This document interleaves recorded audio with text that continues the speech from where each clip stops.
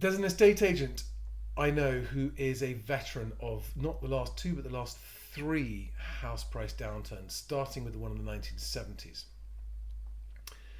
And he put a post on LinkedIn that I think bears repeating for estate agents especially, but anyone else who's in the market and thinking of selling.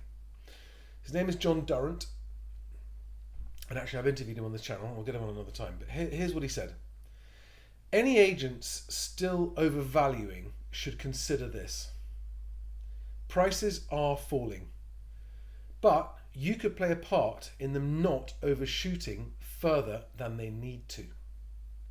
If you worry about prices and transaction numbers, then know that you are as culpable as Rishi Sunak and Liz Truss.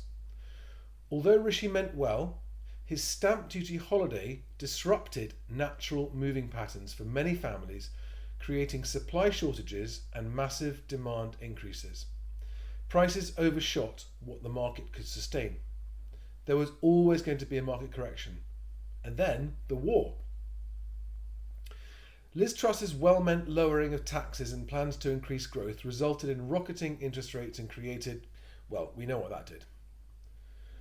What you're doing to make matters worse is, by sometimes deliberately overvaluing and sometimes accepting instructions on overpriced homes, you're creating a massive oversupply that will not sell in the foreseeable future.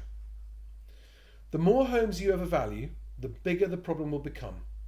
The longer it will take for the market to recover to normality. The truth is, while the two prime ministers meant well, all that concerns you is beating the other agent to the instructions. That's recklessness of the highest order. If you really believe your advice, here's an idea.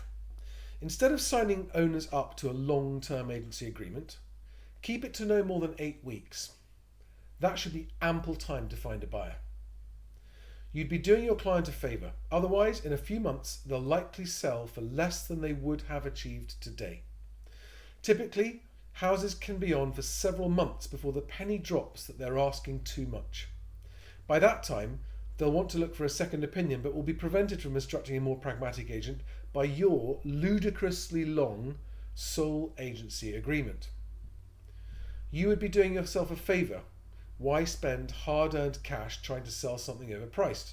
What about your time servicing loads of vendors? You'll be doing the market a favour by not overvaluing homes and by saying no to vendors who want to ask too much. Keeping overpriced homes off the market will redefine the supply-demand equation. Overpriced homes serve no purpose. You won't sell them unless their price comes down. All you're doing is creating the illusion that dozens of homes are available for each buyer.